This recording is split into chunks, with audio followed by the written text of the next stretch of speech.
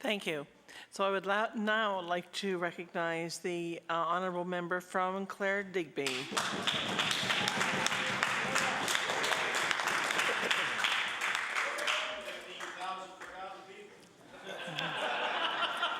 Now. Thank you, Madam Speaker. Madam Speaker, I'm proud to address this Assembly as the newly elected MLA for the new constituency of Clare Digby.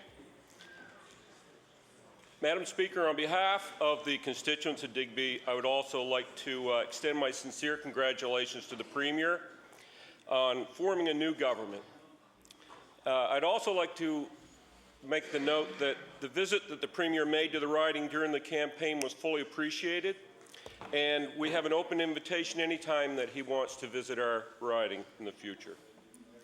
The Liberal platform that was outlined during the campaign was well thought out, thorough, and more achievable than we would have ever expected.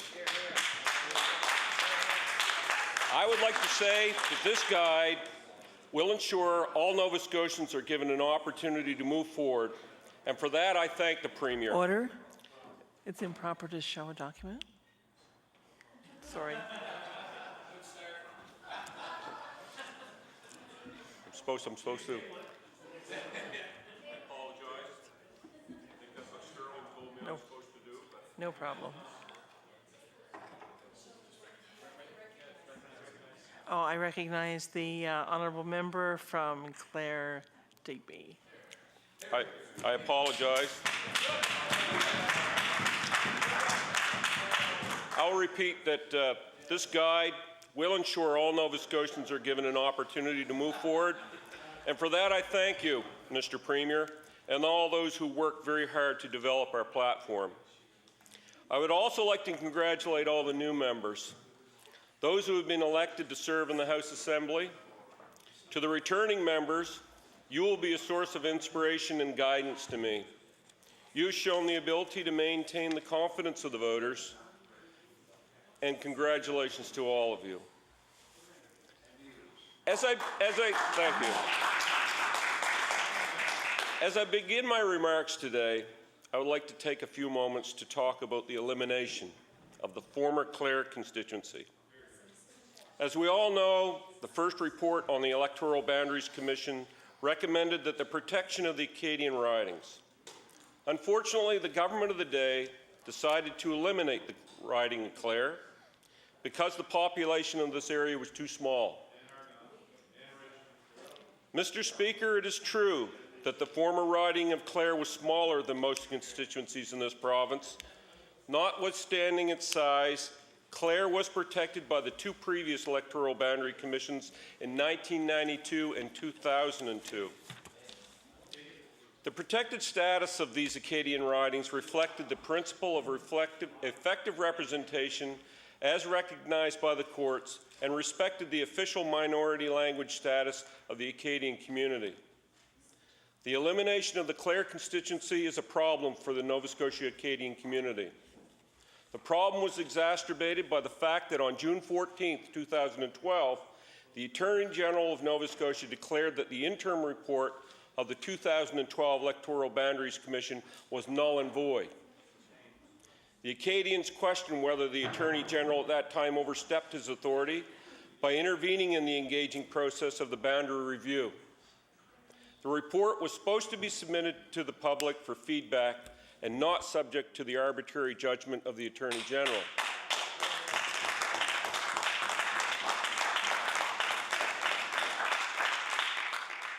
The people of the town of Digby and the municipality of the district of Digby were never consulted. Even during my campaign, people of the riding were not aware of the review, the changes to the riding, and did not understand that their riding was now gone and part of a large combined riding. Direct requests were made to the Commissioner by the former MLA for Digby-Annapolis to come to our communities to hear the people. These requests were ignored. The people of Digby and the municipality of Digby were faced with a fait accompli.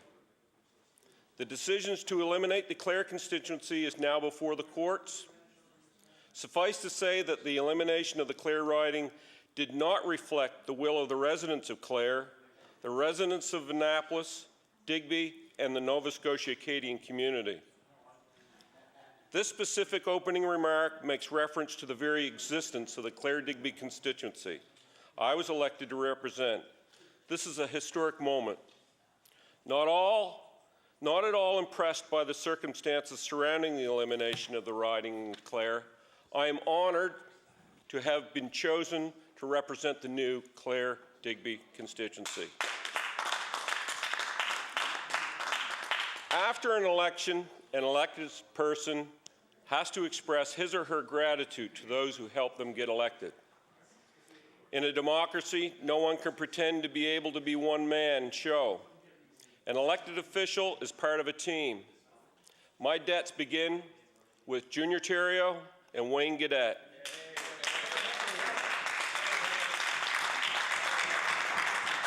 Who were the previous MLAs for Clare and Digby. They acted as co-campaign managers for myself. They are team leaders. They took charge of a well-organized campaign. And I guess I must speak at this time also to the fact that in their opening remarks that were made by Junior, the 15,000 forgotten people have now grown to the 20,000. I'm not going to say they're the 20,000 forgotten people because the legacy of Wayne and Junior is one that I'll say that they are remembered now. And their legacy is going to go on with me. I'd like to take this time to thank my wife, Deidre, for her continued support and all the campaign workers who helped me. They helped me become better known in all the areas of Digby County. My thanks also to those who contributed to the financial campaign. There's a cost associated with campaigning. A sincere thanks to you, the constituents who contributed to the campaign in more ways than one. The rules are strict around the election expenses and fundraising. I am very grateful to Pat Potts, my official agent, for her close control of expenses and record keeping. The selection of an official agent is only second to selecting a campaign manager. This person must be trustworthy, organized, and have an excellent financial background, and be committed to working long hours after the election is over. I was extremely lucky to find such a person in Ms. Potts. I've literally known her all of my life. She was a previous office manager for 2 local businesses, currently retired, past town councillor, and a hard-working, capable person at the young age of 81. She kept us straight during the election, and I thoroughly enjoyed working with her in this campaign. My gratitude goes to a fine lady, my mother, who took the role of an official agent. Thanks to you, Mom.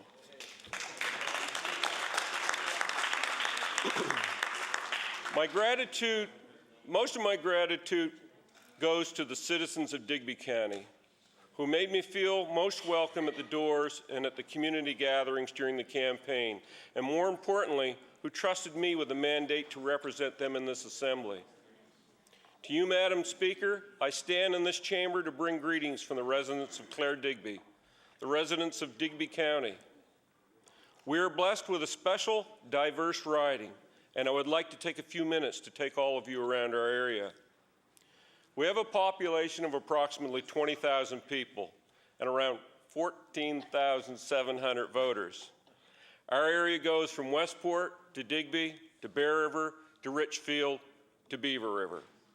2.5-hour drive takes you from one end to the other. Now, when I say diverse, I mean diverse. I don't think I could think of another riding that can stand next to ours in that diversity. I'll start you with the Digby Gut and the sunset in the Gut. It's something you will not find anywhere else in the world. The mixing of the highest tides, lingering fog, and the constant traffic of fishing boats makes this a very special place. We're lucky to have the spectacular Bay of Fundy and all of its natural resources touching the shoreline of our riding. Being on the southwest corner of Nova Scotia provides endless sunsets over the waters of St. Mary's Bay, the Bay of Fundy, throughout the entire year. It is sometimes interesting to reflect on the Digby Gut as the entryway for Samuel de Champlain and Sieur de Mont in 1605 and what their eyes might have seen. Overlooking the Annapolis Basin in the town of Digby sits one of the most spectacular resorts in Nova Scotia, the Digby Pines. This beautiful facility is unique and is complemented by a world-class Stanley Thompson designed golf course. The Digby area is closely tied to the economic impact of this resort and recognizes its importance in rural Nova Scotia. I must mention that the golf course has shown some challenges with water drainage, and I will continue to lobby for the need to improve this important facility. Without detailed explanation, we all know how the link between New Brunswick and Nova Scotia is crucial to southwest Nova Scotia. We're very fortunate to have this ferry arriving in our community every day. The past pressures on maintaining these marine transportation links have emphasized and, more importantly, identified their overall roles. We must continue to grow new opportunities and make new partnerships with our neighbors in St. John, throughout New Brunswick, and the New England states. Digby Scallops. Digby Scallops have been the longest, Digby Scallops have been the longest standing brand representing fishing industry in Digby County. We have the best scallops in the world and continue to see this resource remain such a crucial part of our economy. Our area sees the cold tidal waters of the Bay of Fundy as a perfect place to grow scallops. Celebrating scallops as part of Scallop Days is a tradition we are proud of. I invite all the members of this assembly to come to this great festival in August. I'll have scallops. Clare Digby has many fishing communities.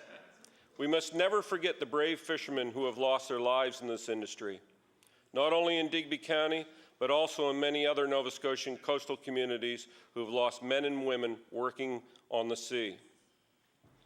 In Clare Digby, we have beautiful Long Island and Briar Island.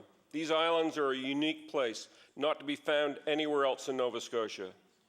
The villages of Tiverton, Freeport, and Westport are timeless examples of fishing communities and rural coastal communities. Madam Speaker, traveling over 2 ferries to reach Briar Island is an adventure into natural beauty and one of the most diverse bird and marine wildlife areas in the world. Whale watching is at its best there, and I can personally attest to the quality, experience, and the professional captains who pilot the watchers. Again, one of these captains being the previous member for Annapolis Digby, Honorable Junior Terrio.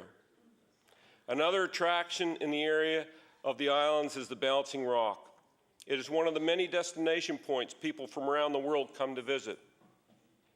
We must continue to focus on the economic pressures of our coastal communities as they face population decline while continuing to protect their natural beauty.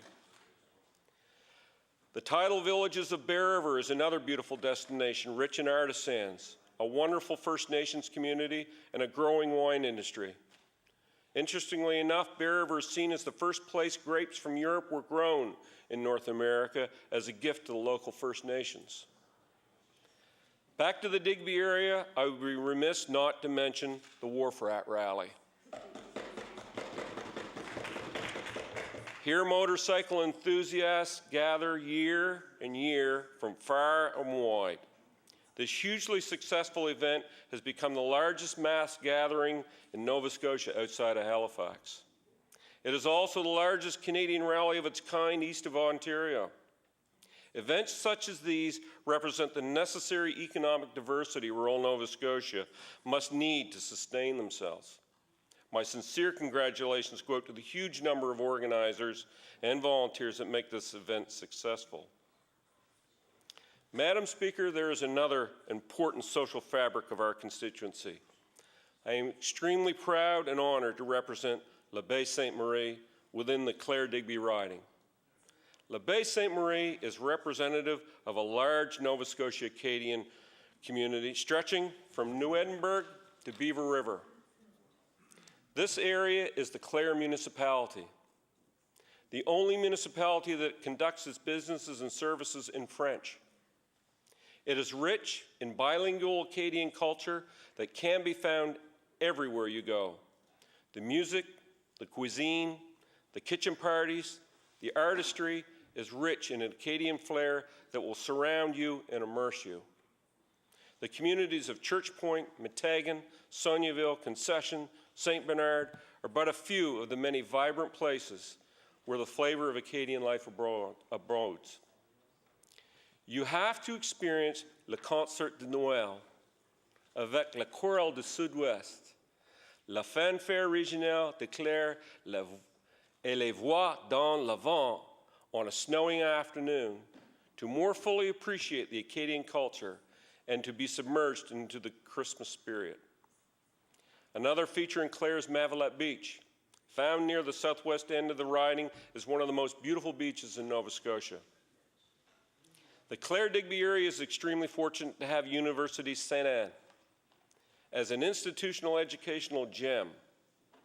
This French language university dates back to 1890 and provides the best opportunity one can find to broaden one's French language skills and education all in one.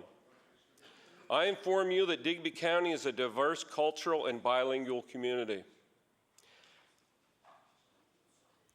I had the fortune to experience the French immersion program at Université Sainte-Anne firsthand. I am looking forward to learning more of the speaking skills of the beautiful French language. La langue française est une belle langue qu'il nous fait garder et développer dans notre région. The French language is beautiful, and it is necessary for us to keep developing it in our area. The cultural and ethnic diversity of our region is a great asset. We must do much more to keep and promote this asset. Le patrimoine acadien et les cultures acadiennes forment une richesse pour notre région et pour l'ensemble de la province de Nouvelle-Écosse. French immersion was one of the most rewarding experiences I have had within a learning institution. University Sainte-Anne also has shown great leadership in its development of renewable energy opportunities from wind to biomass. This unique educational facility must continue to grow and be supported within the Clare-Digby riding. Madam Speaker, how could one go throughout the Clare-Digby riding without also noting one of the major economic drivers in the mink industry?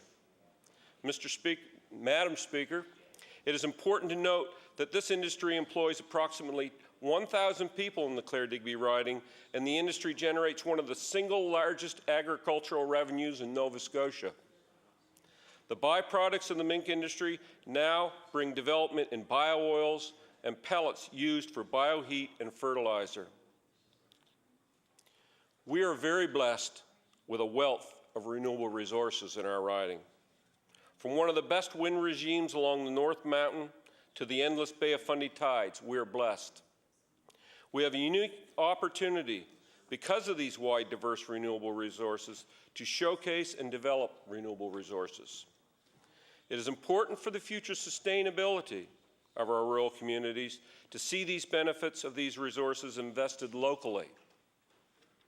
I believe that developing the renewable resources in our riding is the future, and I will work hard to promote this.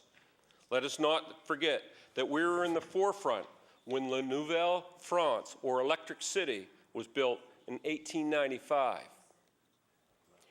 I'm also delighted, Madam Speaker, to bring you greetings, and this was meant for our previous speaker that just left, but to bring you greetings personally from one of your fellow co-workers and a good friend, Clarendon Robichaud, who is known in the new Clare-Digby constituency as the founder of Le Transport de Clare.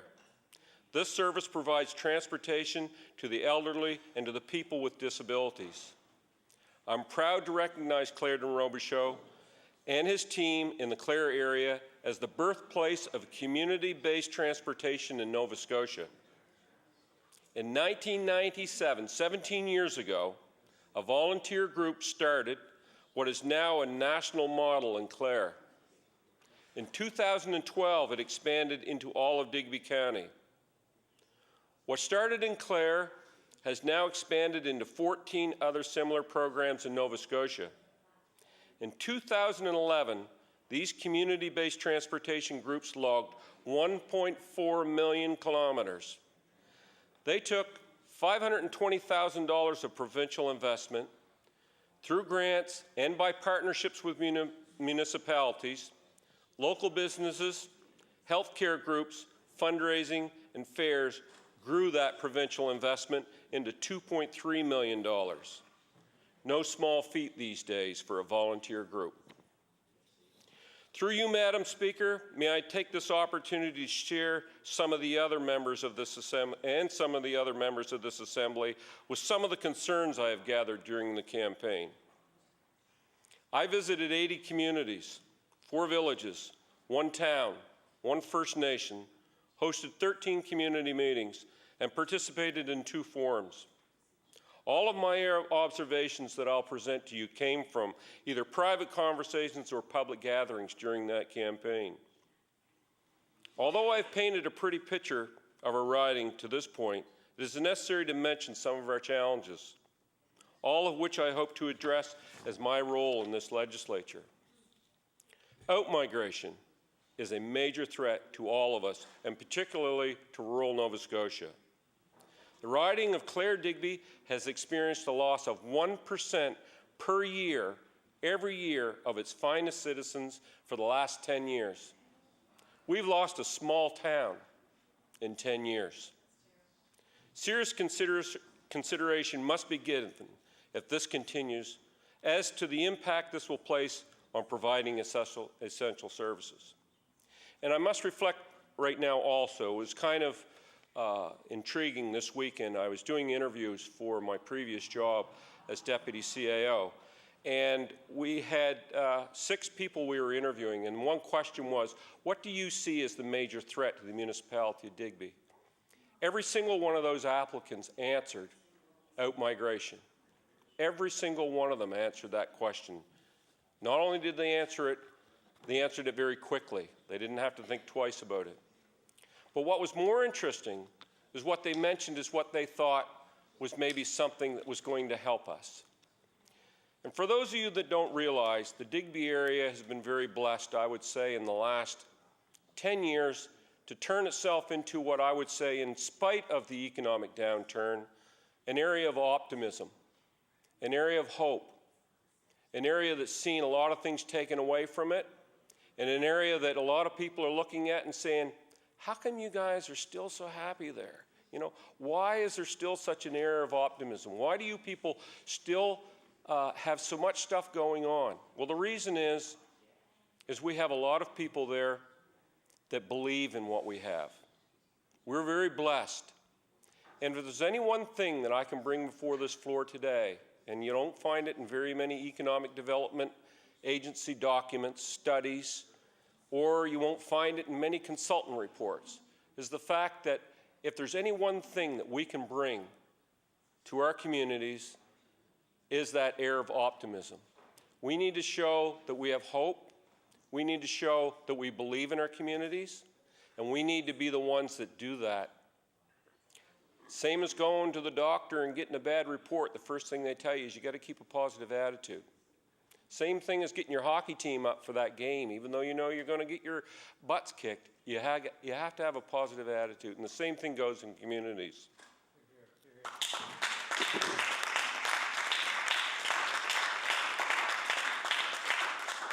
The 101 highway from Digby to Weymouth is a rural road with all the hills, driveways, and turns you would see when going for a drive in the country. Yet we're faced with calling this 101 a 100 series highway. Jeff's heard it already. When in essence, it is nowhere close to a controlled access highway. Along this stretch of highway, children wait for buses, residents place their garbage, and people are forced to back out of their driveways. The residents of this area have been lobbying for over 15 years to have this death trap fixed.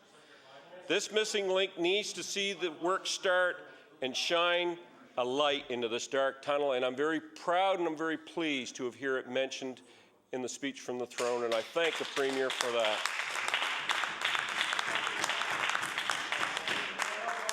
The Digby area of this riding currently has 2 doctors for a population of approximately 13,000 people. Chronic shortages of family doctors cause a number of serious problems within the population. I'm proud to see positive doctor recruitment plans within the election platform to address this issue. And again, I thank you, Mr. Premier.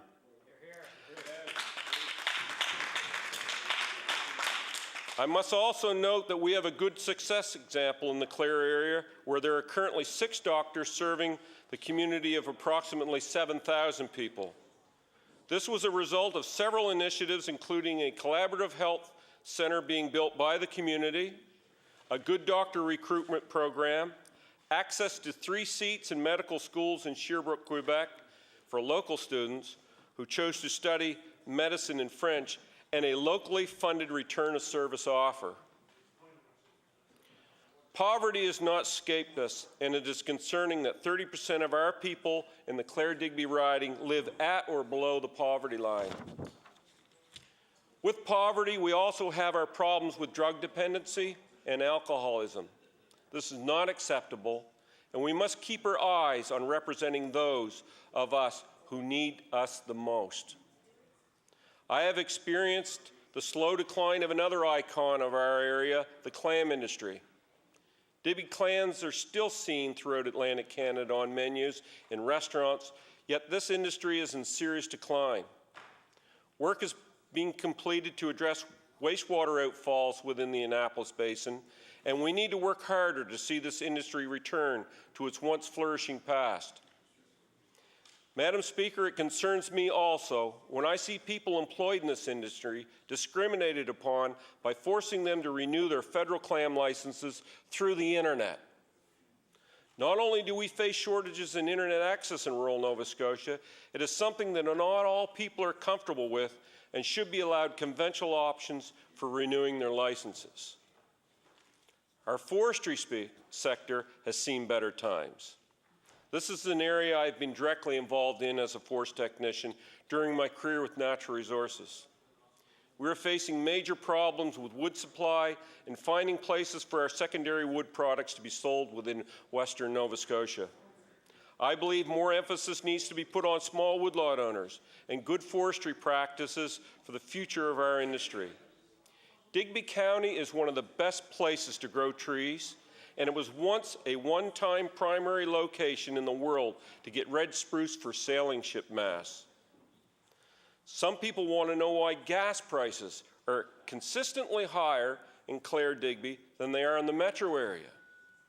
I know there is some complicated formula that takes into consideration distances from refineries as part of the cost calculation. But why can't we all share in the expense of developing this great province? Level the playing field and stop putting burdens where burdens should not be.